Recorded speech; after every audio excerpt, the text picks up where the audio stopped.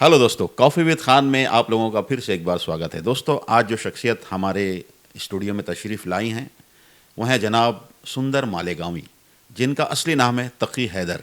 जी हाँ, हमेशा हंसते हंसाते रहने वाले हमारे बहुत ही अजीज़ दोस्त हैं वो, और बड़े ही अच्छे मज़ाहिया शायर भी हैं, जिसे दुनिया अदब या मुशायरों की दुनिया उन्हें सुंदर मालेगांवी के नाम से भी जानती है, जिन्होंने बड़े बड़े मार्के सर किए हैं, बाहर भी गए, इंडिया से बाहर भी जाकर उन्होंने पढ़ा है। उसके अलावा सबसे ज़्यादा अगर उनका शो कोई मशहूर हिट हुआ था जिससे वो बहुत ज़्यादा मशहूर हुए थे, वो था वाह वाह क्या बात है में। उन्होंने काफ़ी बार उस शो में जाकर भी अपना लोहा मनवाया और प्रोग्राम वालों को बार बार बुलाने पर मजबूर भी किया। तो आज उनसे हम बहुत सारी बातें करेंगे कि उन्होंने शायरी के साथ साथ में एक्टिंग वगैरह में भी दिलचस्पी ली, डायरेक्शन भी किया, उन्होंने बहुत सारी वीडियोस भी बनाए, यूट्यूब के लिए भी काम किया। तो आज जानेंगे तकी भाई से उनके सारे अभी तक की ज़िंदगी के सारे उतार चढ़ाव, जितने भी हालात जैसे भी आए, उसके बारे में तफसील से आज जानेंगे हमारे तकी भाई यानी कि सुंदर मालेगांवी साहब से।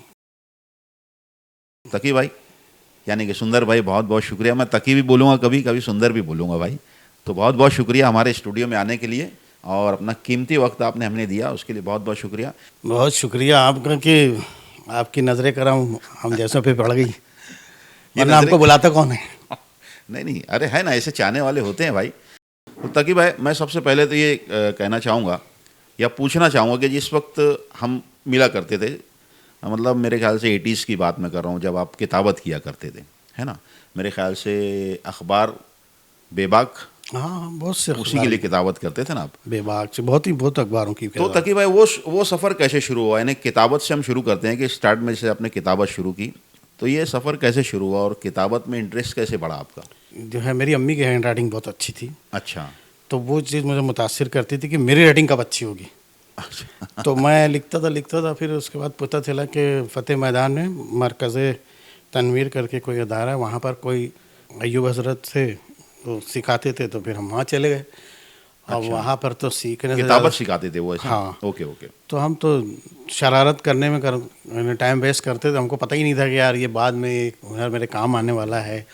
हम ये करते थे कि एक लड़का जो है वो यानी लाइट बुझाने पे लगा रहता था, और दरियाँ एकदम सफ़ेद थी, अच्छा और हमारा काम था सियाही गिराना। तो वो बटन बंद करता था, हम सियाही गिरा देते थे, और बस जैसी वो ऑन करे तो कहेंगे हाफिज जी देखो कोई सियाही गिरा दी, आज छुट्टी कर दो, अब कल सीखेंगे। अच्छा। ये शरारत करते थे। अब बाद में जो है पता चला कि बहरहाल वो समझ जाते थे कि यार ये शरारत इन लोगों की है, तो पनिश बहुत सीधा साधे आदमी थे बेचारे, तो उन्होंने समझा के हमको, क्या बेटा ये सीख लो, बहुत अच्छी चीज़ है, दिलचस्पी तो थी। फिर वो अल्लाह का करना ऐसा हुआ कि वो आ गया थोड़ा बहुत। तो फिर बेबाक से कैसे जुड़े थे उसके बाद? वो उस वक्त तो बड़ा काल था, यानी लिखने वाले बहुत कम लोग थे, तो वो ढूंढते थे कि कोई नया लिखने वाला मिल जाए ताकि हमारा अखबार निकल आए। लेथो प्रेस का ज़माना था, हाँ हाँ वो हाँ। पत्थर, सिल्क की पत्थर पे जी वो जी जी। पीला कार्बन टाइप कागज़ आता था, लेथो कहते उसको, स्याही से उससे लिखना, उस पीले कागज़ से, पीली स्याही से बारीक बारीक। तो बस मेरा शौक वो हुआ था कि कहीं काम मिल जाए, कि यार मेरा छप जाए, कहीं ऐसा छप जाए कि यार हाँ यार ये भी लिखा है, क्या लिखा है। तो मैं खुद जाता था, इससे पूछता था, फिर इत्तफाक से हमारे पेरेंट्स से जो निकालते थे हम, अभी तो ज़फ़र भाई बाक़ायदा हयात हैं, प्रतिमा वाले, हाँ, जफर प्रतिमा भाई, हाँ। वाले, तो उन्होंने और रशीद कादरी साहब ने, मरहूम रशीद कादरी साहब ने मुझे बहुत हौसला दिया और कहा कि पट्टे बहुत भारी लिखता तू, अच्छा। टेंशन मत ले, बोले अपना अखबार लिखना तू। ओके। फिर इस तरीके से मुझे धीरे धीरे मैं फिर फेमस हो गया। खातिब कम थे तो काफ़ी अखबार मेरे पास आ गया, तो मैं 24 घंटे में से 20 घंटा लिखता था, वहीं सोता था, फिर वहीं खाता था, फिर मैं लिखने लग जाता। अरे वहाँ पे ना वो मस्जिद जो अपने हाँ, वो फिर इस्लामपुरा में। बाद में काफ़ी दिनों के बाद बेबाक से जुड़ा मैं, फिर उनको पता चला, फिर उन्होंने वहीं बुला लिया ऑफिस पर, मद्दू बाबा की मस्जिद पर उनका ऑफिस है। फिर बरसों 9 बरस तो मैंने वो लिखा है, बेबाक के लिए। बेबाक की किताब। ओके। और फिर तालीम वगैरह कहाँ तक हुई थी? तालीम तो मुसलसल इन्हें छोड़ पकड़ होता रहा, 10वीं किया, फिर गैप आ गया। फिर उसके बाद जो है वो, उस वक्त आईटीआई का बड़ा जोर था, जमुरा स्कूल की नए नए खुला हुआ था, बड़े भाई ने कहा कि यार वो आईटीआई का ज़माना है, कर लो। तो हमने 2 साल का सर्टिफिकेट कोर्स कर लिया, सिविल ड्राफ्ट्समैन यानी। अच्छा। तो उसमें यानी ड्राइंग व्राइंग बनाने का काम मिलता है, बिल्डिंग का जो है, ओके ओके। तो उसका एक सर्टिफिकेट कोर्स आता है, तो वो कर लिए थे हम। लेकिन वो मिजाज ऐसा अपना है कि मैच नहीं खाए, तो हम 2 साल भटके, फिर वो छोड़ दिया। छोड़ दिए। कई जगह गए, कहीं पर इंस्ट्रक्टर के तौर पे भी हुआ, 2 महीना करे छोड़ दिए, कहीं पर साल भर में यहाँ पर था, डेली अप डाउन करता था मनमाड़, एक अच्छा। मान के सेठ है वहाँ पर, अभी है कि नहीं पता नहीं, तो वो उनकी उसमें मैं जाता था, जब अच्छा। बस का किराया 4 रुपये 20 पैसे था। Okay okay okay. और बेबाक में जब करते थे या अखबारों के लिए, उस वक्त कौन से सन की बात होगी ये? जी बस 80s के 80s 88 के 89 दौर में, है ना? तो उस वक्त क्या फीस मिला करती थी एक अखबार एक लिखने की? 18-23 एक साइज होती है, अच्छी बड़ी साइज होती है, तो उसका 20 रुपये मिलता था। तो चारों पेज आप ही लिखा करते थे? हाँ, तो वो एक पेज पे 4 घंटे 3 घंटे लगते थे लिखने हाँ में। हाँ, सही बात है ना। और वो 20 रुपये उसके मिलते। एक पेज की यानी 80 रुपये मिलता 80 होगा एक रुपये पूरा का। अखबार। बताओ, कितनी बारीकी का काम लिखना ये वो। लेकिन उस टाइम में 80 रुपये मेरे ख्याल से मुनासिब रहा होगा। हाँ नहीं ठीक था, यानी मैं आपको बताऊँ, मैं ऐसी दुआएं करता था कि परवरदिगार जो है मेरा बस डेली की 50 रुपये की इनकम हो जाए तो उसके बाद मुझसे से कुछ नहीं मांगूंगा। अच्छा, अब मुझे पता ही नहीं था कि क्या होने वाला है आगे। इतनी महंगाई होने वाली है कि डेली 1000 कमा के भी नहीं सुकून है। बिल्कुल बिल्कुल हकीकत बात है यार। तो वो मतलब काफ़ी 7-8 साल उसी में हाँ, फिर मैं continue करे आपने। 9 साल तो उनका लिखा। फिर अचानक से एक्टिंग की तरफ रुझान कैसे बढ़ा? भाई शुरू से जो है वो मुझे उसकी नक्काली करने की आदत थी। ड्रामे वगैरह भी किए ना इससे हाँ, पहले? तो वो बस वो चीज़ जो है वो, अब टीचर जब समझ जाते थे कि ये बच्चा करेगा तो मुझको मौका देते थे। फिर वो इम्प्रोवाइजेशन तो खुद ही, जब मुझे पता भी नहीं था इम्प्रोवाइजेशन क्या चीज़ होती है, लेकिन मैं करता रहता था।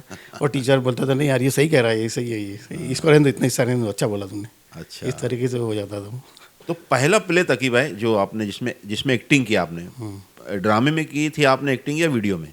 नहीं, ड्रामे में की थी, वो भी बहालत मजबूरी की थी, मैंने करना नहीं चाह रहा था। मैं तो चाह कौन रहा सा था, प्ले था वो, कहाँ पर हुआ था? वो मालेगांव स्कूल में हुआ था। वो हमारे गैदरिंग का था वो प्रोग्राम, स्कूल गैदरिंग का स्कूल था? गैदरिंग अच्छा का, तो उसमें किया था मैंने। वो एक नौकर का रूल था वो, अच्छा। तो वो थोड़ा सा किया था, बस छोटा सा रोल।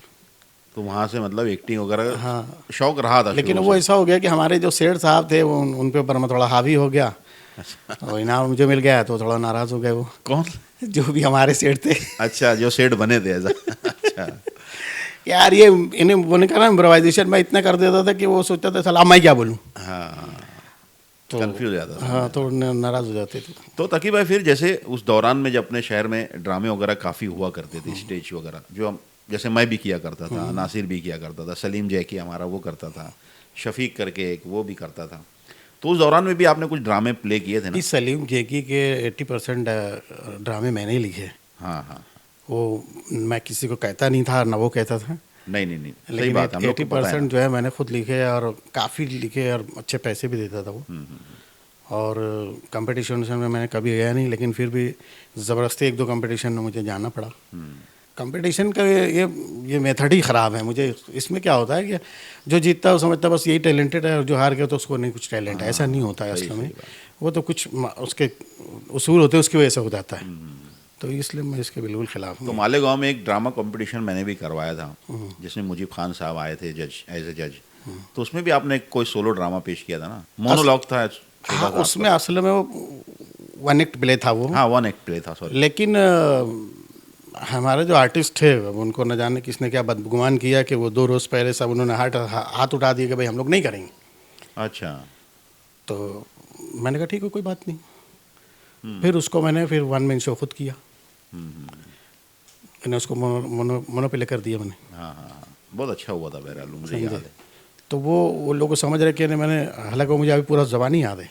उसकी वजह यह है कि वो यानी मेरा लिखा हुआ था, और मुझे ने बड़ी उसकी वो थी, तो इसलिए मुझे याद है कि मैंने क्या किया। तो क्या टॉपिक था ड्रामे का? भाई एक राइटर है, और बहुत गरीब राइटर है वो, उसके पास बहुत सी कहानियाँ हैं, उसके पास और कोई ज़रिया माश नहीं है, तो वो चाहता है कि ये कोई कहानी ले ले तो कुछ पैसे आ जाएं। अच्छा, तो लोग उसको एक्सेप्ट नहीं करते, वो फुटपाथ पे खड़े होकर बेचता रहता है कहानियाँ बेचा? कहानियाँ, तो वो लोग नहीं लेते। वो ये सब चीज़ें ऐसी आज भी फिल्माई जा सकती है, ऐसी बिल्कुल, चीज़ें मेरे पास। उसके बाद जो है, जो हमारे बच्चा था, जो हमारे अब्बा रहते हैं, जो मरीज़ हैं, पलंग पर हैं, तब वो सब तो इनकार कर दिए थे। तो फिर मैंने सब इशारे ले लिए थे कि भाई गिलास गिरने की आवाज़ आएगी तो यहाँ से मैं मेरी बेटी से बात करूँगा, कि जो अपाहिज है, कि जब आपका हाथ वहाँ नहीं जा सकता तो आप क्यों जाती, मुझे कहना चाहिए, मैं आपको पानी दूंगा।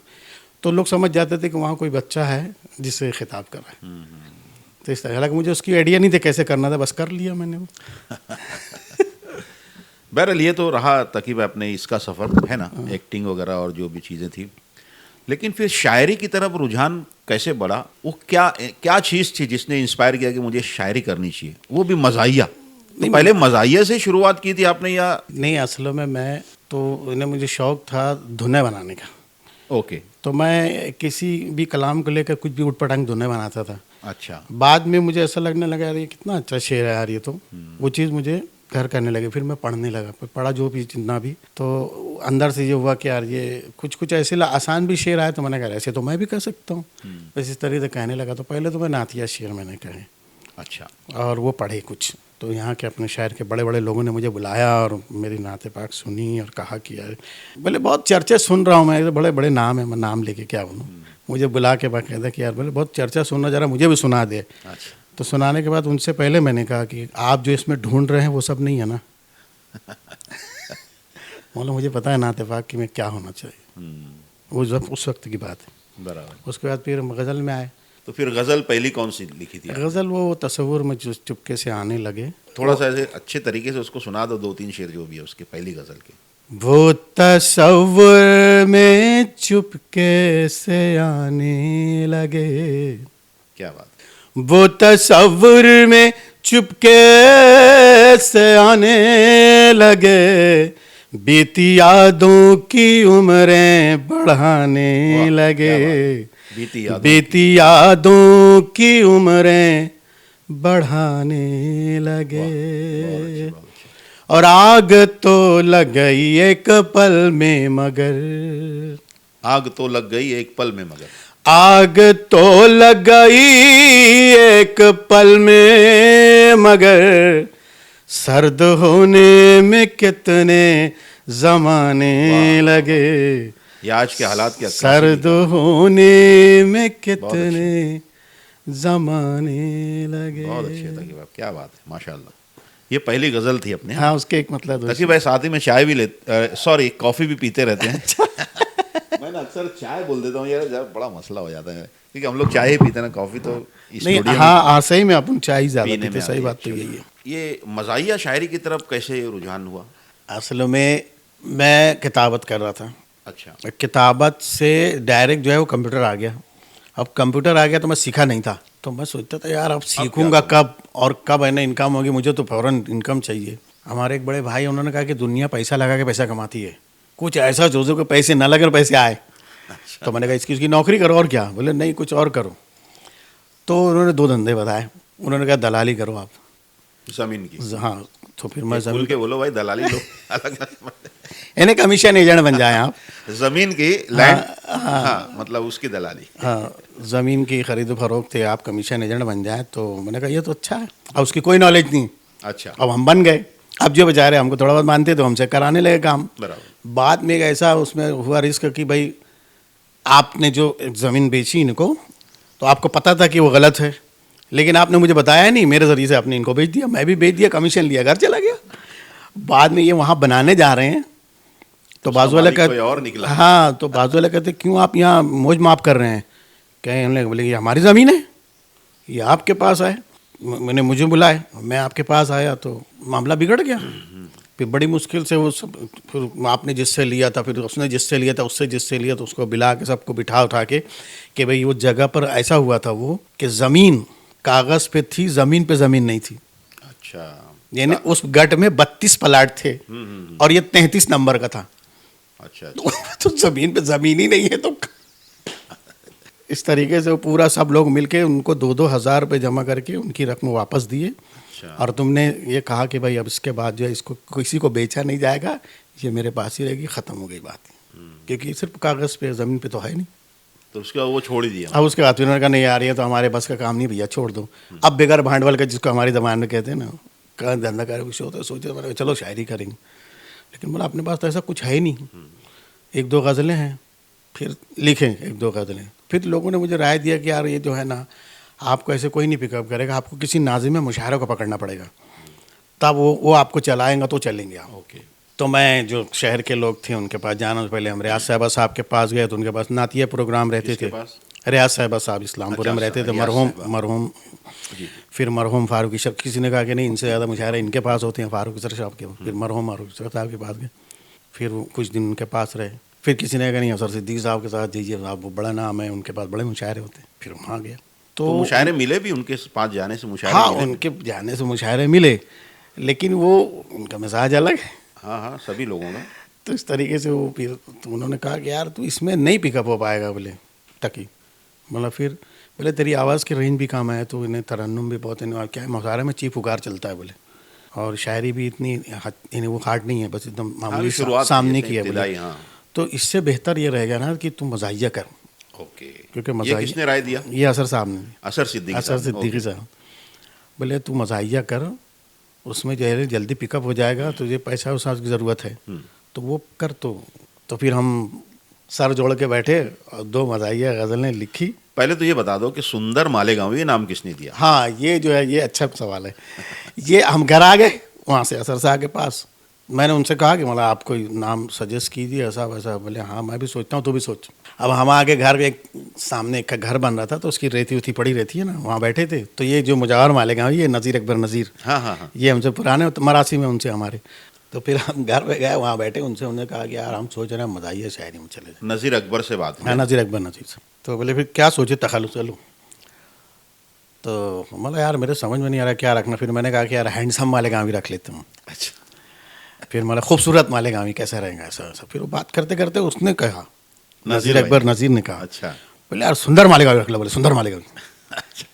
बोले अच्छा लगेगा। बोला हाँ यार ये अच्छा है, ये सुंदर हिंदी है मालेगांवी, हाँ। तो ये ऑल ओवर इन्हें आसानी से सबको समझ में भी आएगा, और मुझे इन्हें उसमें लिखने में, बहर में, मक्ते में बड़ा आसानी रहेगी। सुंदर, हाँ हाँ। हाँ, तो बस ये उनके जहन की निकाल। हाँ, देखा जाए तो ये मुजावर मालेगांवी मुजावर का- मालेगांवी जो बाद में मुजावर बने, तो उस वक्त उन्होंने राय सुंदर की उन्होंने दी। अच्छा, उस टाइम वो शायरी नहीं करते थे ना मेरे नहीं, ख्याल शायर तो थे वो, नज़ीर अकबर नज़ीर के नाम से संजीदा शायरी बहुत अच्छी करते थे। ओके, बाद मेरे आने के 2 बरस के बाद फिर वो मुजावर बने। में।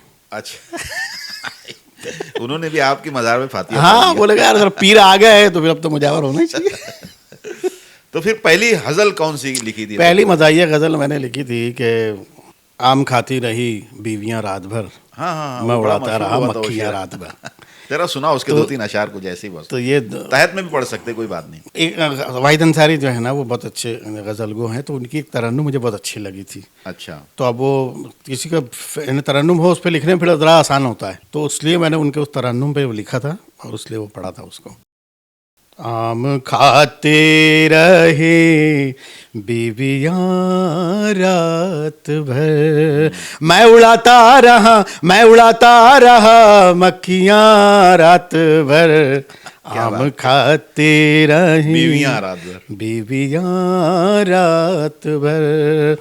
अब उसमें एक मैंने, हालांकि वो संजीदा शेर है मगर उसको पढ़ के मैंने उसको मैं मज़ा पैदा किया था कि छत टपकती रही अब के बरसात में, छाता टपकती रही, छत टपकती रही अब के बरसात में, लेके फिरता रहा गादियाँ रात भर, आम खाती रही। और वो बड़ा एक मशहूर शेर हुआ था आपका भाई, मैं चबाता रहा फलियां रात भर। हाँ यार ये तो बहुत ये वस्ल की रात किस्मत ने धोखा दिया, वस्ल की रात किस्मत ने धोखा दिया, वस्ल की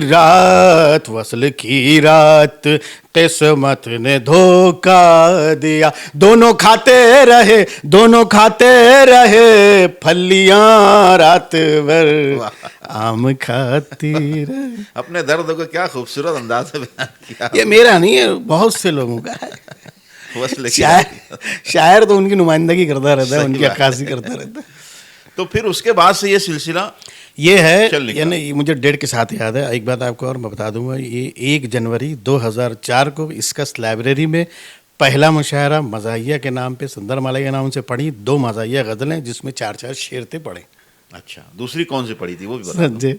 दूसरी वो थी कि यार बेगम को उंगलियों पे नचाने के वास्ते, बेगम को उंगलियों पे नचाने के वास्ते, मैं ले चला हूँ अंडा फुकाने के वास्ते, मैं ले चला हूँ अंडा फुकाने के वास्ते, और वापस हुआ तो अपना ही बकरा नहीं रहा, वाह, वापस हुआ तो अपना ही बकरा नहीं रहा, निकला था घर से बकरी चुराने के वास्ते, निकला था घर से बकरी चुराने के वास्ते। बहुत अच्छा तकी भाई, क्या बात है। तो तकी भाई फिर इसके बाद जो मुशायरों का सिलसिला, पहला मुशायरा मालेगांव में पढ़ा आपने, ठीक है। फिर उसके बाद बैरूनी शहरों में कैसे मिलने लगे मुशायरे, या पहला मुशायरा कौन सा था जो मालेगांव के अलावा किसी शहर में जाकर? हाँ, पहला मुशायरा मैं धुलियाई में पढ़ा मैंने। दुलिया में? हाँ, वहाँ के लोगों ने जब सुना, यहाँ से सब बड़े मरासी में लोगों को पता चल ही जाता है, तो उन्होंने कहा कि यार हम आपको पढ़ने का मौका तो देंगे, पढ़वाएंगे, लेकिन अच्छा पढ़ोगे तो 50 रुपये देंगे। अच्छा। तो 50 रुपये में पहला मुशायरा मैंने दुलिया में पढ़े? धुलिया में पढ़ा था। तो वहाँ पे कौन सी कुछ नई लिखे थे या यही पढ़े थे नहीं, आप? यही पढ़ा था, और कुछ दो एक ऐसे एक 4-4 मिसरे कुछ 1-2 पढ़े थे, वो अभी ज़हन में फिर नहीं। वो कौन सा मुशायरा तकी भाई जिसकी वजह से आपको ज़्यादा पॉपुलैरिटी मिली? कोई ऐसा मुशायरा जिसकी वजह से थोड़ा सा एक नाम आपका? मैं हफीज़ सर हैं, अभी हैं यहीं पे मालेगांव में, ये पहले मलाड में थे। हफीज़ सर, अच्छा। तो वो मलाड में वहाँ पर वो टीचर थे। वहाँ पर पहली मर्तबा मुझे पढ़ने से मैंने वहाँ से पिकअप हुआ कि वहाँ से फिर मुझे वापस भिवंडी का मुशायरा मिला, फिर औरंगाबाद का मिला, उसके बाद फिर वो वहाँ सिलसिला शुरू हो गया। पहले मलाड में मतलब आपने? हाँ, मलाड मालोनी 5 नंबर में। अच्छा, तो उसमें काफ़ी अच्छा रिस्पांस मिला? हाँ, वहाँ रिस्पॉन्स मिला, वो मुझे यानी बस अल्लाह का करम हो गया बोलना चाहिए, वरना ऐसी कोई बात नहीं थी उसमें, मगर उसको एक निज़ाम होता है, उसको चलाना है, इसलिए वहाँ से उसने नवाज दिया कि वैसे अब ये इसकी आजमाइश हो गई, अब इसे दे दो। तो तकी वैसे बचपन के हालात कैसे थे जब आप छोटे थे, उम्र कम थी, तो उस वक्त क्या वालिद साहब क्या किया करते थे और अम्मा क्या किया करती थी? मतलब मेरी अम्मी तो टीचर थे, बल्कि हमारे नानिहाल में सभी पढ़े लिखे, हमारे नाना मालेगांव स्कूल के हेडमास्टर रह चुके हैं। अच्छा, क्या नाम था उनका? अकबर अली। अकबर अली। और उसके बाद जो है मेरे मामा, सब मशहूर लोग हैं, ये नासिर हुसैन मशहूर है, मेरे ससुरे भी मशहूर थे, नकीब जफ़र म्यूनसिपलिटी के बड़े ने जो सदर बल्दिया होते हैं, उसके जो बड़े पहले जो पीए होते हैं, उनके अपने क्लार्क होते हैं बड़े, वो सब काम में थे वो लोग। और अब्बा क्या किया करते? अब्बा इन्हें थोड़े कम पढ़े लिखे थे, तो मजदूर थे। अच्छा। काकाने थिएटर पे जो है वो साइकिल लगाया करते थे, 15 पैसे उसके मिलते थे। कोई मसला हम इतने इन्हें उससे नहीं गुजरे, अल्लाह का बहुत शुक्र है, बहुत एहसान है। तो घर में सबसे ज़्यादा गुस्सोर कौन था? अम्मी थे या? सबसे ज़्यादा गुस्सवर भी मैं हूँ, और सबसे ज़्यादा लाड़का भी मैं ही था। था 3 नंबर का, और मेरे सारे बुजुर्गों ने मेरे हाथ का मार खाया है। बुजुर्गों ने खाया आपके हाथ की मार? जी। ये कौन सी बात हुई क्योंकि भाई? गुस्सा ही ऐसा था, मुझे अरे करके बोलना नहीं, ऐसा था मेरा। अच्छा। हम जो करें करने दें। कभी मार नहीं खाई? कान हम नहीं मार खाया, हमने फेंक के मारा। ये तो बड़ी बुरी बात है। असल में अरे भाई, प्राइमरी टीचर से 12वीं तक कितना भरोसा होता है उसमें। प्राइमरी में 2 स्कूल बदला, अच्छा। पहली से चौथी में 2 स्कूल बदली, 5वीं से 10वीं एटीटी, 11वीं 12वीं मालेगांव हाई स्कूल, अच्छा। 2 साल ITI जमुई हाई स्कूल, 2 साल DED किया GAT girls high school, BA किया सिटी कॉलेज। अच्छा। कहीं रहते ही नहीं थे सुकून से हम। बोले ये होना नहीं, इसको यहाँ से हटाओ। भगा दिए जाते थे वहाँ से। तो तकी भाई शादी किस उम्र में की थी और उस वक्त क्या किया करती जब शादी हुई? मैं तो किताबत ही कर रहा था उस वक्त। अच्छा। मेरे छोटे भाई के रिश्ते आ रहे थे, उनको यानी जो लोग चाहते थे देना, तो वो बार बार तकाजे कर रहे थे। तो अम्मी ने कहा कि हमारे यहाँ ऐसा नहीं होता है, हमारे यहाँ बड़े की होगी, उसके बाद ही छोटे की होगी। तो उसलिए फिर मुझे भी करनी पड़ी। अच्छा। वरना मैं तो मुड़ी में नहीं था शादी उदी करने के। समझ लो 28 साल की उम्र थी जब शादी हो गई। तो तकी वजह से इतनी लंबी जर्नी में शादी होने के बाद या उससे पहले कभी कोई ऐसा वक्त भी आया जो बहुत मुश्किल रहा हो आपके लिए? नहीं, मुझे तो नहीं ऐसा याद पड़ता है कि बहुत मुश्किल वक्त तो कोई गुजरा है। बाकी तब तो थोड़े बहुत हालात तो सभी पर आते हैं, और वो आना भी चाहिए, क्योंकि उसके लिए ही भेजे गए असल में हम लोग। हाँ, इम्तिहान के लिए। हाँ, एकदम सीधी से बात। अभी मैं आ रहा था तो एक ताज़ा मतला हो गया, जहन में आ गया मेरा। अच्छा। क्यों बदन में ये जान बाकी है? क्यों बदन में ये जान बाकी है? क्या कोई इम्तिहान बाकी है? तो ये है। वाह वाह, क्या बात है। मैं इसमें कैसी क्या एंट्री हुई थी, क्या हुआ था ऐसा? एक मुशायरा मुझे इंदौर में मिला था, और वो इत्तेफाक से वही हमारे चल पड़ा था मामला, तो उनको बहुत मेरा प्रेजेंटेशन जो है थोड़ा सा लाउड है। और लाउड इसलिए हुआ कि जब आके मुशायरे में मैं लोगों को सुना, तो उस वक्त बदरुद्दीन बादल और बयाम साहब का दौर था, तो वो खूब बाल वाल झटक के पढ़ते उड़ते थे। तो मैं सुनता था, मैंने कहा ऐसे तो मैं भी कर सकता हूँ। तो फिर मैंने भी लाउड किया इस तरीके से, तो उनको लाउड पसंद आता। तो इंदौर में एक मुशायरा था, थोड़ा बड़ा था। कहाँ पे? इंदौर में। अच्छा। और इंडो पाक मुशायरा था, तो उसकी संचालन जो है, यानी उसकी निज़ामत जो है वो कर रहे थे शैलेश लोढ़ा। अच्छा, शैलेश लोढ़ा। हाँ, तो वहाँ पर जब मैंने किया तो पढ़ा, तो उन्होंने कहा, अरे क्या बॉडी लैंग्वेज आपकी, आप क्या परफॉर्मेंस करते हैं, आपको मैं मुंबई बुलाऊंगा। अच्छा। मैंने कहा ऐसे बोलते हैं? मैंने कहा हाँ ठीक है sir, okay sir, thank you. उसके 2 बरस के बाद 2 बरस बाद अधिकारी ब्रदर्स जो फिल्में बनाती हैं छोटे छोटे, उनके छोटे छोटे चैनल हैं, तो उनका एक प्रोग्राम बन रहा था, बस इतनी बड़ी होगी उनका सेट, तो बहुत खूब उसका टाइटल था। अच्छा, बहुत खूब। हाँ, तो उसमें उन्होंने मुझे बुलाया, ओके। उनको भी पसंद आया, उनके प्रोड्यूसर को भी, उनके जो भी है फाइनेंसर, उनको इसको इनको कंटिन्यू करो। तो उस पर मेरे 10-12 एपिसोड आए। अच्छा, बहुत खूब में। ये कौन से चैनल पे आया करता था? ये मस्ती चैनल पे, उनके 4 चैनल छोटे छोटे थे। Okay okay okay. एक तो मस्ती चैनल याद मेरे है ख्याल से इब्तिदाई था उन लोगों के, बिल्कुल। हाँ, उनका भी इब्तदाई था। वो लोग सब वो फिल्में बनाते हैं वो लोग, अधिकारी ब्रदर्स का। हाँ, तो उनका था वो। फिर वहाँ से उन्होंने जहन में रख लिया। फिर उसके बाद जब इनका अच्छा हुआ मामला शैलेश भाई का, तो उन्होंने जब सब टीवी से उनका ताल्लुक हुआ और वो उनको एक प्रोग्राम चेकआउट किया, तो उन्होंने जो पहली लिस्ट बनाई प्रोमो के लिए, तो उसमें मुझे भी रखा। अच्छा। हाँ, और उन्होंने कहा वो कटरीना वाला शेर ज़रूर पढ़िएगा। मैंने कहा ठीक है, और उसी को फिर वो खूब वायरल हुआ, और उसके बाद वहाँ से वो उन्होंने, उसमें भी 12-20 एक एपिसोड मेरे हैं। हाँ, 20 से ज़्यादा ही हैं। शैलेश लोढ़ा। हाँ, वो जी ने मतलब वो काफी बढ़िया आदमी है, वो बहुत कोऑपरेटिव आदमी है। तो वहाँ पे सबसे ज़्यादा मशहूर कौन सी हज़ल हुई थी आपकी? उस वक्त तो बस यही हुआ था, यही शेर ज़्यादा चला कौन था सा? कि कटरीना से शादी तेरी मुमकिन नहीं सुंदर। पहले ये लफ्ज़ ऐश्वर्या से पढ़ता था मैं, अच्छा समझ रहे, तो ऐश्वर्या की होगी तो मैंने उसको कटरीना कर दिया। अच्छा। तो पूरी हज़ल के 2-3 शेर सुना दो एटलीस्ट। अच्छा, पहला मतलब तो थोड़ा संजीदा था वो, लेकिन वो यानी एक किस्म का सटायर है वो। बच्चों का पढ़ाई पे अगर ध्यान नहीं है, बच्चों का पढ़ाई पे अगर ध्यान नहीं है, उस्ताद जरा सा भी परेशान नहीं है। और हमारे सर के जो, मैंने कहा जिसके सर पे बाल नहीं होते हैं तो हमारे यहाँ टकला कहते हैं उसे, तो चट्टान भी कहते हैं। तो इस तरह से कह के, क्योंकि लफ्ज़ चट्टान समझ में नहीं दूसरे मायनों में जाता है ना, इसलिए। जैसा तेरे ससरे का है चट्टान चमकदार, चट्टान चमकदार, जैसा तेरे ससरे का है चट्टान चमकदार, इस शहर में वैसा कोई मैदान नहीं है, इस शहर में वैसा कोई मैदान नहीं है। और कटरीना से शादी तेरी मुमकिन नहीं सुंदर,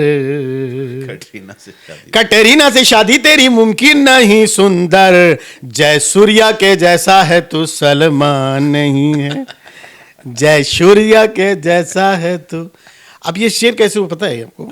मैं शेविंग करा रहा था नाई के वहाँ, तो एक बच्चा आया, इधर उधर देखा, मुझे देखा और खूब जोर से चिल्ला के भाग गया, बोले ए जय सूर्या, और भाग गया। तो मैंने सब हंसने लगे। तो मैंने किसको बोल रहा है? बोले आप ही को बोल रहा हूँ। बोला मुझे क्यों बोल रहा है? अरे बोले वो उसने, फिर मुझे पता नहीं था क्रिकेट कितना, मुझे समझता नहीं। बोले वो श्रीलंका के एक प्लेयर हैं, उसका चेहरा आपका चेहरा बहुत मिलता है, जय। तो बस फिर वो मैंने वहाँ से पिकअप कर लिया कि मैंने कहा अब इसको तो शेर बनाऊंगा मैं, और मुझे क्या पता है वो शेर बन भी जाएगा और हिट भी हो इतना हिट हो जाएगा। वो बच्ची की देना, वो बेचारा कौन था, उसको अल्लाह अच्छा रखे, जय सूर्या का नाम देकर गया। सही है। तो तकीबा जैसे अगर मज़ाहिया हज़ल या गज़ल लिखते हो जब आप, कैसे जहन में आते हैं अशार? कुछ सोच के, कुछ देख कर, किसी चीज़ से इंस्पायर होकर, कैसे मतलब? हाँ, ये तो होता है, कुछ मुशाहिदे से आ जाती है, या कुछ पढ़ के भी आ कुछ जाती है? पढ़ने से भी आती है। वो भाई मेरे साथ तो बड़ी ट्रेजेडी ये होती है कि मैं जब कुछ लिखने बैठता हूँ तो समझ लीजिए कि मुझे कुछ नात के मनकबत के शेर लिखने हैं, और मैं लिख रहा हूँ, और लिखते लिखते अचानक कोई ख्याल आ जाता है, फिर फ़ौरन दूसरी बयान निकाल दो कि यार ये शेर तो इधर का है, इसमें डाल दो, फिर वो गज़ल में चला जाता है। फिर वो ये तो साला इसमें, इसका मज़ाक का पहलू बहुत अच्छा इसमें निकल रहा है यार, फिर उसको मज़ा में डाल देता हूँ। इस तरीके से होता रहता है। अच्छा। हाँ, बहुत से अल्फाज ऐसे होते हैं ना, इतने रफ़ होते हैं कि वो नात और मनकबत के लिए नहीं होते, वो उसके लिए मज़ाक के लिए ही अच्छे हैं। बराबर। तो अब वो हम एक लफ्ज़ आ गए खेले, खेले खेले, तो हम सोच लिए थे कि यार उसकी ज़िंदगी से खेले, और इससे खेले, और उसकी सरफिरी से खेले, और खोपड़ी से खेले, ऐसे अब मतलब लिखेंगे मज़ा। अब जब लिखने बैठा आपको यकीन नहीं आएगा कि जहन में अचानक मनकबत का माहौल बन गया, और वो रतीफ़ वही रही। अच्छा, कुछ और बन गया। अब कुछ और हो गया। मैंने, मुझे हैरत होती कि ये तो ऐसा है क्या उस? हाँ, तो वो उसको मैं आपको सुनाता हूँ, देखिए कैसे हुआ वो कि मनकबत के शेर हुए। वो एक मतलब एक शेर सुनाता हूँ आपको कि जिस तरह से जहरा के पिसर जान से खेले, देखो खेले, खेले आ गया। जिस तरह से जहरा के पिसर जान से खेले, है कौन ज़माने में जो इस शान से खेले। वाह, है कौन ज़माने, है कौन ज़माने में जो इस शान से खेले। और एक वाक़या इन्हें सबको पता है, सब में है ये वाक़या, सबको पता है कि हुजूर सल्लल्लाहु अलैहि वसल्लम जो है ईद का दिन है, और वो नवासों को अपने कंधे पे बिठा के जा रहे हैं ईदगाह की तरफ, सबको पता है। अब वो मंजर और ये मेरा शेर सुनिए बताओ। कि हसनैन के हाथों में रसालत की है जुल्फ़ें। वाह। हुजूर जो है ईदगाह जा रहे हैं और नवासों को कांधे पे बिठा रखा है, क्योंकि उन्होंने कहा कि नाना सबके पास सवारियां हैं, हमारे पास सवारी नहीं है। उन्होंने कहा हमारे कांधे पे बैठ जाइए। उन्होंने अपने बाजू पर शाने पर मुबारक पे बिठा लिया। अब वो जा रहे हैं। अब वो मंजर और मैंने शेर से कहा कि हसनैन के हाथों में रसालत की हैं जुल्फ़ें। वाह। हसनैन के हाथों में रसालत की हैं जुल्फ़ें। हिम्मत है किसी में कि जो कुरान से खेले। वाह। हिम्मत है किसी की जो कि जो कुरान से बहुत खेले। अच्छे, बहुत अच्छे। तो इस तरीके से तो ये अभी अक्सर जो मुहर्रम के दिनों में भी आप पढ़ते हो ना भाई, मजलिसों में जाकर, तो अभी तक कितनी मनकबतें लिखी आपने? मैं तो कुछ ना कुछ होता ही रहता है वो। उसमें भी मैंने सबका ज़ख़ीरा है मेरे पास। अच्छा। अगर कोई चाहेगा कि मज़ाही की किताब छापें तो 2 किताब छप जाएगी। अच्छा। इतना मैटर है। गज़ल का चाहेगा तो गज़ल किताब छप जाएगी, मनकबत की चाहेगा तो मनकबत भी छप जाएगी। यानी इतना मैटर है मेरा। तो अभी तक कितनी गज़लें हो चुकी है? बस बोल रहा हूँ ना, डेली कुछ ना कुछ होता है। वो मैं इसको गिना तो नहीं मैंने, लेकिन वो 200-400 तो तो होगी। अभी एक काम करते तकीब है, आपकी पसंदीदा जो सबसे फेवरेट गज़ल है आपकी, वो एक सुना दीजिए, 2-3 अशार उसके, और जो सबसे पसंदीदा हज़ल है, मज़ाहिया गज़ल है, वो उसके 2-3 अशार सुना दो। वो सब पसंदीदा के सब। आप देखिए, माँ बाप को तो अपना हर बच्चा पसंद आता है, चाहे वो लंगड़ा हो, लूला हो, अंधा हो, बहरा। जैसे बोले समझ रहे हैं? पहला एक नाम जरूर जहन में आता है। एक मतलब एक शेर मुझे एक ने वो आप रखना या काट देना, बहरहाल वो एक ने मुझे एक शेर भेजा। अच्छा। दोस्त ने। उसका शेर ये था कि तुम यकीनन वहीं पे रहती हो, तुम यकीनन वहीं पे रहती हो, फूल खुशबू जहाँ से लाते हैं। वाह। और मैंने कमेंट नहीं किया तो उसने फ़ोन किया, बोले सुंदर भाई आपने कमेंट नहीं किया यार, इतना अच्छा शेर। तो मैंने कहा शेर अच्छा है, मैं शेर के ऊपर नहीं कुछ कह रहा हूँ, लेकिन इसका कैनवास छोटा है। इसका कैनवास छोटा है। आप ये किसी माशूका के लिए कह रहे हैं। आपके इस मजमून को थोड़ा सा मैं बड़ा करता हूँ और मैं मतलब लिख के फिर मैंने भेजा। मैंने कहा देखो कि इसमें यह गुंजाइश है कि आप जिस किसी से मोहब्बत करते हैं सब आ जाएंगे। वो आपका भाई हो, बहन हो, बीवी हो, माशूका हो, महबूब हो, रसूल हो, आले रसूल हो, खुदा हो, सब आप कोई भी हो, सब आ जाएंगे। बोले अच्छा मना, हाँ लिखो। एक मतलब एक शेर सुना और ये मुझे बहुत पसंद है। काश के इश्क में ऐसा कोई पहलू निकले, काश के इश्क में ऐसा कोई पहलू निकले, काश के इश्क में ऐसा कोई पहलू निकले, तुझको सोचूं तो मेरे जिस्म से खुशबू निकले। वाह, इससे 100 कदम आगे शेर। तुझको सोचूं तो मेरे जिस्म से खुशबू निकले और आपके नाम से मानूस हो धड़कन इतनी। वाह। आपके नाम से मानूस हो धड़कन इतनी, नाम कानों में पड़े आंख से आंसू निकले। वाह वाह वाह, क्या बात है तकीब, बहुत खूबसूरत यार। नाम कानों में पड़े आंख से आंसू, बहुत अच्छे, बहुत अच्छे। इसी तरह से गज़ल के भी जो पसंदीदा गज़ल, मज़ाहिया गज़ल तो ऐसा है कि वो आपको ये शेर सुनाने का मज़ाहिया सुनाओ तो बिल्कुल वो ऐसा हो जाता है कि आबे ज़मज़म के बाद किसी को कोको कोला दे दिया जाए। सही। मगर अब क्या करें, लेकिन मजबूरी है। क्योंकि उसमें बहुत ज़्यादा इन्हें फ़िक्री शायरी स्टेज पे नहीं ज़्यादा पसंद करते, लाइट चीज़ पसंद करते, वरना उसके अंदर फ़िक्री शायरी बहुत। अभी गूगल का ज़माना है, अभी आजकल ताज़ा पढ़ रहा हूँ मैं ये गूगल, तो वो आपको सुना देता हूँ मैं। बिल्कुल ज़रूर। ला ना सकेगा कोई गवाही गूगल से, ला ना सकेगा कोई गवाही गूगल से, कितनी कविता हमने चुराई गूगल से, कितनी कविता हमने चुराई गूगल से। और वो जो पलंग के नीचे छुप के बैठी थी, दुल्हन हमने ढूंढ निकाली गूगल से, दुल्हन हमने ढूंढ निकाली गूगल से। अच्छा है, ये नवी अभी एकदम ताज़ा है। अच्छा, तो डेली कुछ ना कुछ नया होता है। बहुत अच्छे। अब इसी तरह से नात पाक जो आपकी सबसे पसंदीदा हो। नात पाक तो बहुत है, ठीक है, मैं आपको सभी पसंद है। खैर मैं एक साहब कराम ने भी नात पाक लिखी और क़यामत तक लिखी दे जाती रहेगी नात पाक। अब मैंने पहला मिसरा मैंने एक जगह पढ़ा तो लोग कहे आगे का जल्दी से पढ़ो नहीं तो इनको हटाओ यहाँ से। तो मैं तो बिल्कुल रिस्की, एकदम बारीक तार पे चलने का आदी है मजहबी मामले में। तो आपको सुनाता हूँ मैं। बिल्कुल।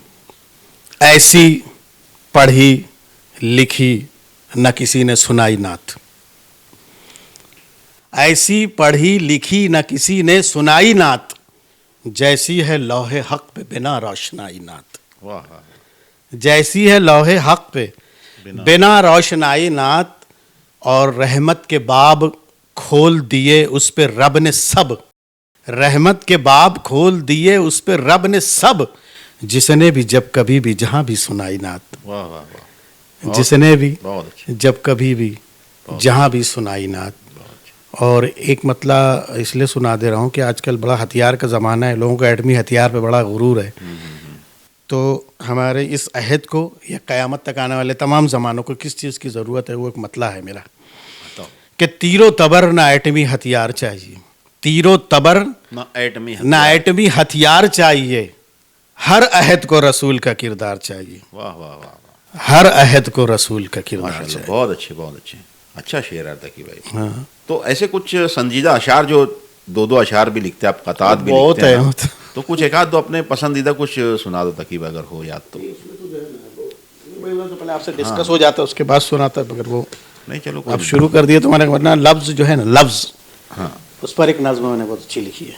अच्छा, तो और बिल्कुल सुना समझे, मैं मैंने किसी चैनल पे भी नहीं पढ़ा है मैं। हाँ बिल्कुल ज़रूर मैं चाहूँगा। समझे ना, आपको मुतफर्रिक अशार सुना दूँ मैं, पहले एक उर्दू पे सुना देता हूँ, एक माँ पे सुना देता हूँ। वजह यह है कि सब टॉपिक पर है मेरे पास, और हाँ। बहुत शेर हैं। जी जी ज़रूर। उर्दू पे दो शेर आपको सुनाता हूँ कि नाजो अंदाज से तहजीब की खुशबू बोले। नाज़ो अंदाज से ये देखिए नए अंदाज के शेर हैं।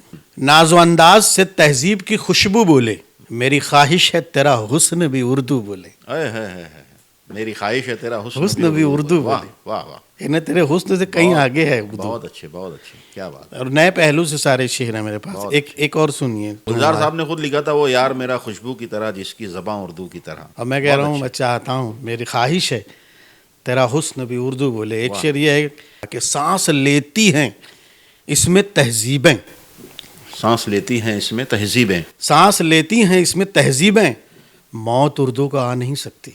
हैं?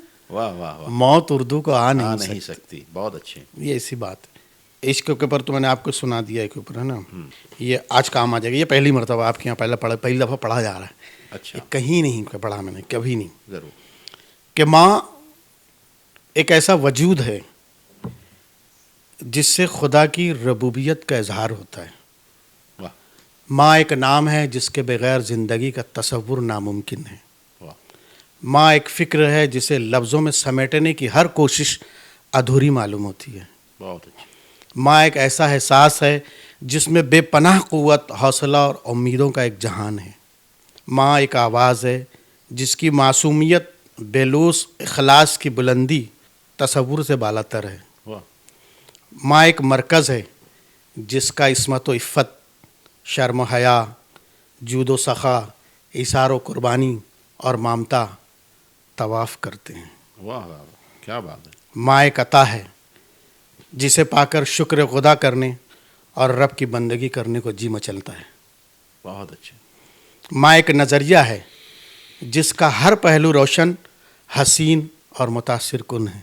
वाह, माँ एक तहरीर है जिसे पढ़कर एक जाहिल आलिम और एक आलिम दीदार बन सकता है।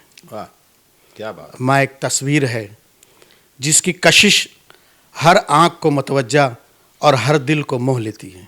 माँ एक ज़मीन है जिसकी ममता कभी बंजर नहीं होती। वाह वाह, माँ एक आसमान है जिसका साया हर कस व नाकस चाहता है। माँ एक रास्ता है जिस पे चलकर तकदीर बनाई जा सकती है। माँ एक मंजिल है जिसकी जुस्तजू भी इबादत है। क्या बात। लुगत के हर शाइस्ता और बावकार लफ्ज़ों से माँ का मर्तबा बयान किया जा सकता बहुत अच्छे, बहुत अच्छे। इसी पे हमारे राहत इंदौरी साहब ने एक गज़ल लिखी थी ना, सख्त राहों में भी आसान सफ़र लगता है, ये मेरी माँ की दुआओं का असर लगता है। एक वीराना जहाँ उम्र गुजारी मैंने, तेरी तस्वीर लगा दी है तो घर लगता है। क्या बात है कि बहुत अच्छे, बहुत अच्छे, माशाल्लाह, बहुत खूबसूरत।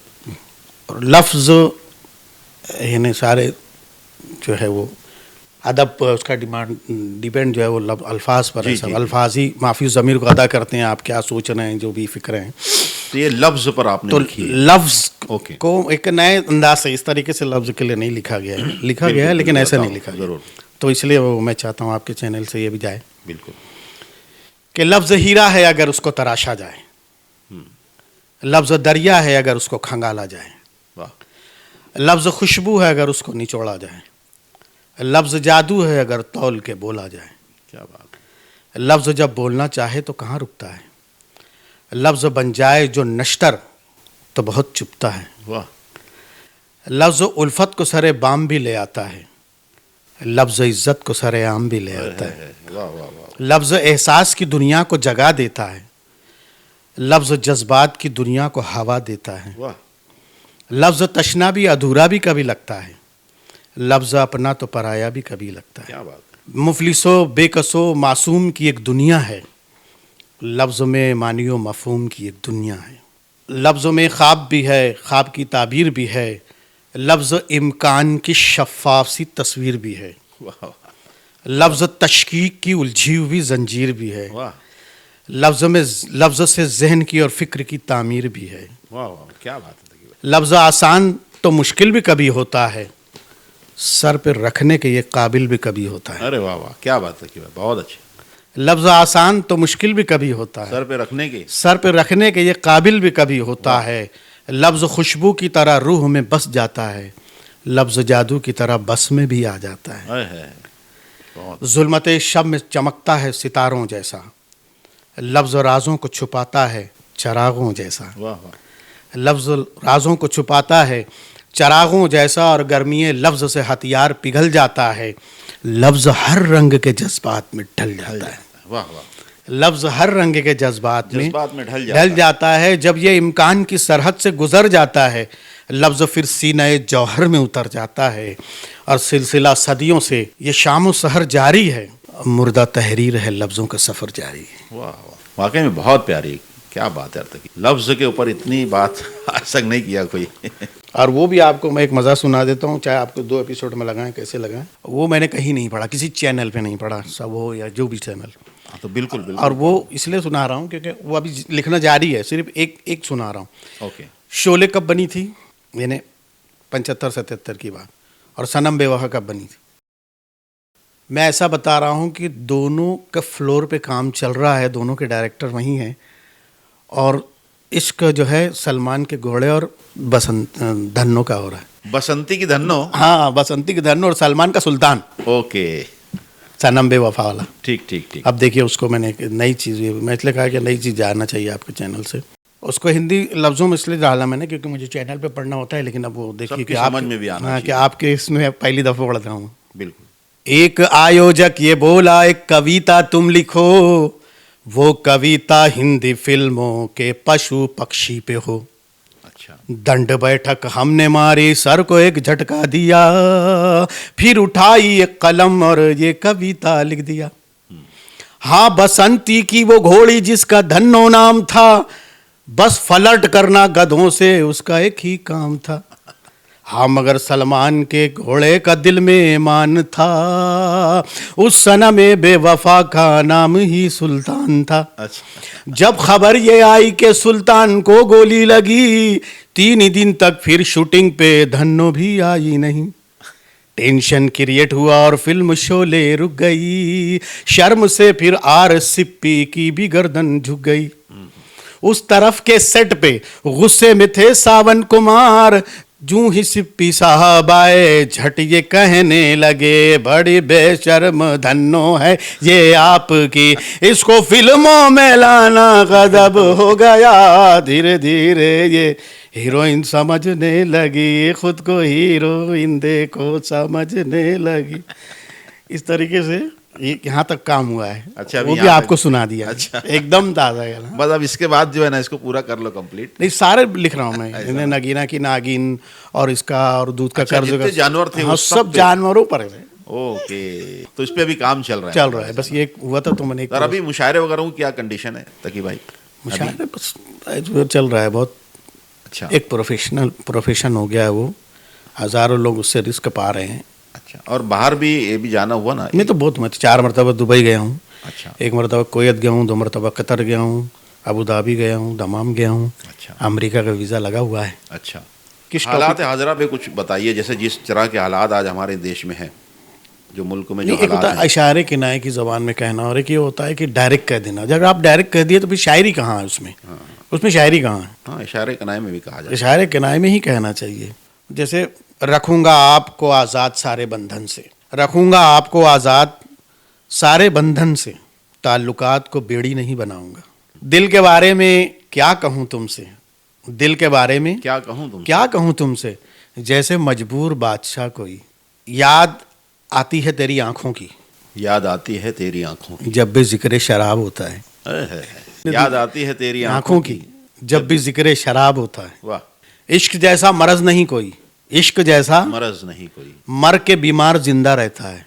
बहुत अच्छे। एक मैं हूँ जो उससे गाफिल हूँ, हम्म, एक मैं हूँ जो उससे गाफिल। जो उससे गाफिल हूँ, एक वो है जो भूलता ही नहीं। हाय हाय। तकी भाई, आपके जो पसंदीदा शायर जो पुराने उस्ताद शोरा में कौन कौन से शायर पसंदीदा है तुम्हारे? भैया मिर्ज़ा गालिब तो एक नंबर, उसके बाद जो है वो अल्लामा इकबाल साहब हैं।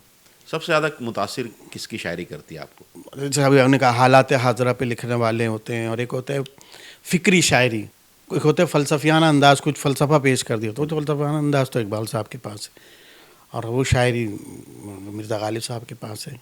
और उन्होंने भी बहुत अच्छा लिखा, तसव्वुफ़ में भी लिखा है। लोगों ने सारा शराब की नज़र कर दिया और रद्द गालिब में किताबें लिखे जा रहे हैं। ऐसा नहीं होता, जो लकीर बन गई उसको मिटा के आप बड़े नहीं बन सकते। आप उससे बड़ी लकीर बना के बताइए बेशक, बिल्कुल। तो आप बड़े बनेंगे। लेकिन आज क्या करते हैं, सामने वाला उस लकीर को मिटाने के चक्कर में रहता है कि इसको कैसे छोटी किया जाए। ऐसे थोड़ी छोटे होते हो कोई। नहीं होता है सर। मालेगांव के शायर मुकीम असर ब्यावली साहब बहुत बढ़िया शायर, मुकीम और साहब हमारे उस्ताद, हमारे नाम दादा थे वक़ार हज़रत वक़ार हैदरी साहब। अच्छा अच्छा। हाँ, लेकिन मेरे जो उनका तलाज़मा तो नहीं मिला, लेकिन इन्होंने जो इंस्पायर दिया मुकीम असर ब्यावली साहब, अच्छा आपने याद दिला दिया, मैं उनका बहुत शुक्रगुजार हूँ। मरहूम परवरदिगार मग़फ़िरत और उनके दर्जात बुलंद फरमाए। पहली गज़ल लेकर के मैं इसका उस पर पढ़ रहा था, जब मैं गज़ल में पढ़ा पहली, अच्छा।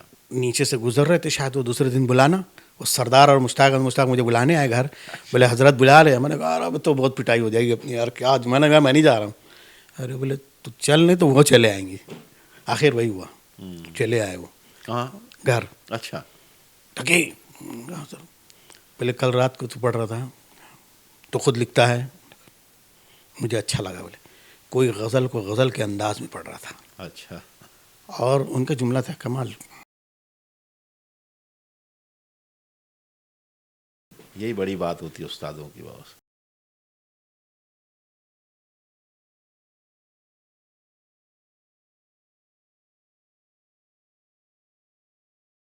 हौसला देने वाले बहुत कम होते हैं बॉस इस दौर में। इतना बड़ा शायर हमारे शहर का, जिसका इन्हें कोई दूर दूर तक कोई शायर नहीं। उन्होंने कहा कि तेरे अंदर शायर है, मैं कह रहा हूँ क्या बात। उसे मरने मत देना। वाह, बहुत बड़ा जुमला कहा तुमने, और आपने उसको जिंदा रखा हुआ था कि भाई आज तक की। ये बहुत बड़ी बात है। उनकी दुआ साथ में थी आपकी, जबकि उनका मेरा कोई ताल्लुक नहीं, कोई नहीं। वही ये सबसे कुछ बड़ी नहीं। बात है ना कि दोस्ती होती मगर है। उनको आर्ट से, फन से, शायरी से कितना दीवाना वार इन्हें उनको लगाव था। उसके बाद फिर बहुत कि सारे वो आए, उनको बताते होंगे जाके ना तकी बात, नहीं वो मेरी हिम्मत ही नहीं होती थी, लेकिन उन्होंने कहा कि नहीं तू कर उसको। तू कर। अब मैं आ गया मज़ा में, 2 बरस के बाद हाँ मैं मज़ाहिया में आ गया। अच्छा। तो अल्ताफ जिया भाग को, गए होंगे। हाँ अल्ताफ जिया को वहाँ नज़र थी, शायद ये 11वीं की, तो उन्होंने बुलाया था नज़र में। तो मैं गया खाने के लिए, तो बाहर एक बैल, वो 4 चक्की गाड़ी बैठी थी, उस पर बैठे थे। अरे मैं देख के वापस, मैंने कहा मैं जा रहा घर, मुझे नहीं खानी नज़र भैया ने, तो आज हो गया। देख लिया वाला ताकि तारा, और जो फिर उनके तो आप मालूम है आपको कैसे बोलते हो, बहुत ही मोटे मोटे अल्फाज। अरे बहुत बड़े बड़े साथ नवाजा, और मैं तो कुछ बोल नहीं सकता था। आखिरी जुमला उनका ये था, बोले बेटा क्यों कर रहा है ये सब, तेरे को फिर मैं बोल रहा हूँ तेरे अंदर शायर है, तू शायरी कर, तू कर सकता है, बहुत सी शायरी करेगा। तो बस मुझे इससे बड़ा सर्टिफिकेट न किसी ने दिया है और न किसी की ज़रूरत है मुझे, बस इतने सर्टिफिकेट काफ़ी है। बेशक, बिल्कुल बिल्कुल। यानी उतना मानते थे, इतनी बात थी कि नहीं नहीं, जहाँ पे आर्ट है वो उसको मानते थे। उन्होंने इतना ब्रॉड माइंड होना बहुत बड़ी बात है। बड़ी बात है भाई। कि यार कौन है, क्या है, कहाँ से आया, किस कास्ट का है, क्रेडिट कुछ नहीं, इसके पास ये फन है और अच्छा है, इसकी प्रमोट कैसी तरह इसको और खुद तफरीह चल कर पहुंचा। आए घर पे, बोले बहुत बड़ी तो बात कितनी है, बड़ी मामूली बात बात थोड़ी मामूली है। बात। अल्लाह जन्नत नसीब करे आमीन। हजरत को। शायरी में उस्ताद कौन है आपके? मैंने तो यानी शुरू में अदीब गाजीपुरी साहब थे, उनका इंतकाल हो गया। जी, अरे वो भी बहुत अच्छे शायर थे यार तो माशाल्लाह। उनको ना मैं यही नात का एक मतलब सुनाया, तो वहाँ से मैंने उनको उस्ताद बनाया कि मैंने यार कौन सी इनकी बड़ी नात नज़र है। का मतलब सुनाया एक था? मतलब सिर्फ सुनाया था और मैं खुद खुश होके गया था लिख के। मैंने कहा यार बाबा सुने, बाबा बोलता था मैं उनको, मैंने कहा सुनेंगे तो बोलेंगे यार क्या लिखा तुम। अब मैं गया, मैंने कहा बाबा एक नात का मतलब, हाँ बोले सुना। तो मैंने कहा कि अपनी नजात का यही रास्ता बना लिया, अपनी नजात का यही रास्ता यही रास्ता बना लिया, जिक्र रसूल मैंने वजीफ़ा बना लिया। तो कुछ रिएक्शन ही नहीं दिए उन्होंने। तो मैं बोला अरे तुम्हारी मेरी वाहवाही होना चाहिए। बोले बेटा तू जहाँ पढ़ेगा ना बहुत तेरी वाहवाही होगी, तुझे पैसा भी मिलेगा, मगर तेरा मतलब गलत है। तो मैंने कहा कैसे गलत है? बोले तेरी जो रदीफ़ है ना, बना लिया, इसकी वजह से बोले वो मतलब गलत हो रहा है। अच्छा। देखो कितनी बारीक नज़र है उनकी। तो मैंने कहा कैसे? बोले देख, नजात का रास्ता बनाने वाले बना के चले गए, बेटा अपन नजात के रास्ते पे चलने आए हैं, बनाने नहीं आए। हाँ वाह। तो मेरे तो कान खड़े हो गए। बोले कि यार अरे बाप, इनको छोड़ो, ये है अपने को उस्ताद। सही है, बहुत अच्छे। क्या थे यार, मैं उनकी कुछ गज़लें, ताकि वो उनकी कुछ कुछ अच्छे अशार जो उनके याद तो होंगे तो अल्लाह सुना करे दें। याद आ जाए यार। एक शेर मुझे याद आ रहा था, क्योंकि वो बहुत कम भी कहते थे, लेकिन हाँ, बहुत अच्छा कहते बहुत थे। मुख्तसर। जिंदा रहे, अदीब गाजीपुरी साहब का ये शेर है, मेरे उस्ताद। जिंदा रहे तो जिंदगी कांटों से पुर रही, जिंदा रहे तो जिंदगी कांटों से पुर रही। जब मर गए तो फूल चढ़े हैं मज़ार पर। वाह वाह वाह। सब मर गए। बोल दिया वो एक ही शेर में, सब आ बहुत गया। अच्छा है वो। नहीं, उनकी मैं एक मुशायरे में जाने का इत्तेफाक हुआ था मेरा, तब जब वो पढ़ रहे थे ना, तो सारी गज़लें इतनी कमाल के अशार थे उसमें ना, मैं बहुत पसंद आए थे मेरे को उनकी। उनकी बुक वगैरह शाये हुई थी ना तकी भाई? नहीं हुई है? क्या बात कर रहे हैं? तो उनका वो ज़ख़ीरा मिलेगा जो उन्होंने लिखा हुआ था? वो तो उनके बच्चों के ऊपर अगर होगा तो मिलेगा। अच्छा। हाँ, क्योंकि बहुत मुश्किल है, क्योंकि अगर इसमें लोगों को दिलचस्पी होती है बच्चों को तो वो रखते हैं ना, तो फिर नहीं रखते लोग। जरा मालूमात तो लेना यार बच्चों से नहीं, अगर, इंशाल्लाह। है ना? मतलब नहीं, कुछ तो हमको दे दो यार, बोलना हम उनके किसी जो वक्त- बड़े शागिर्द हैं, जो बहुत करीब रहे हैं, उनके रफ़ीक सरवर, कभी उनको हाँ, हाँ, बुलाइएगा हाँ। तो वो बराबर सब बताएंगे। शायद क्योंकि रफ़ीक भाई के पास होना चाहिए क्योंकि मेरे वो ख्याल से। बचपन से उनके पास हैं, है ना, शायरी की इब्तिदा से उनके पास है। मैं तो बीच में गया था बस, और फिर मुलाकात हुई, फिर इंतकाल हो गया। फिर उसके बाद फिर मैंने इसके बाद किसी को नहीं बताया। बस जो भी है सामने है, मुझे पता है उसमें बड़ी फ़नी खामियां हैं, लेकिन अब मुझे नहीं जानना है किसी को, सही। क्योंकि वो बहुत अलग बात हो जाती है, सब कुछ का कुछ हो जाता है। चलो बहरहाल तकी भाई, बहुत बहुत शुक्रिया। बहुत शुक्रिया आपका, नहीं तो मुझे बुलाता कौन है यार। अरे नहीं, है ना, आपके चाहने वाले बैठे हैं भाई इधर। बहुत शुक्रिया, जज़ाकल्लाह। और ये मतलब मुझे उम्मीद है कि ये इंटरव्यू लोगों को काफ़ी दिलचस्प भी लगेगा। उसमें कुछ मज़ाक की बातें भी, अच्छी अच्छी शायरी भी सुनने के लोगों को मिली। नहीं, ये अच्छा हो गया, कुछ अच्छी शायरी आपके जरिए तो पहुंच हाँ, जाए। हाँ। लोगों को समझ में आता है कि साला ये भांड बकवास के लिए उल्टी सीधी शायरी सुनाएगा, तो उनको पता होना चाहिए यार अच्छी शायरी भी अच्छी सुना। शायरी भी हम करते हैं। तो दोस्तों, मुझे उम्मीद है कि तकी भाई यानी कि सुंदर मालेगांवी साहब की ये मुलाकात आप लोगों को ज़रूर पसंद आई होगी और आपने काफ़ी इन्जॉय भी किया होगा। और मैं चाहूँगा कि अगर आपको ये वीडियो पसंद आया है तो इसे लाइक करें, शेयर करें, अच्छी अच्छी कमेंट्स ज़रूर करें और इस वीडियो को ज़्यादा से ज़्यादा शेयर करें। तो चलिए दोस्तों, अगली वीडियो में फिर मिलते हैं किसी और शख्सियत के साथ। तब तक के लिए अपने भाई अकरम खान को इजाज़त दीजिए। अल्लाह हाफिज़, फिर मिलते हैं वापस।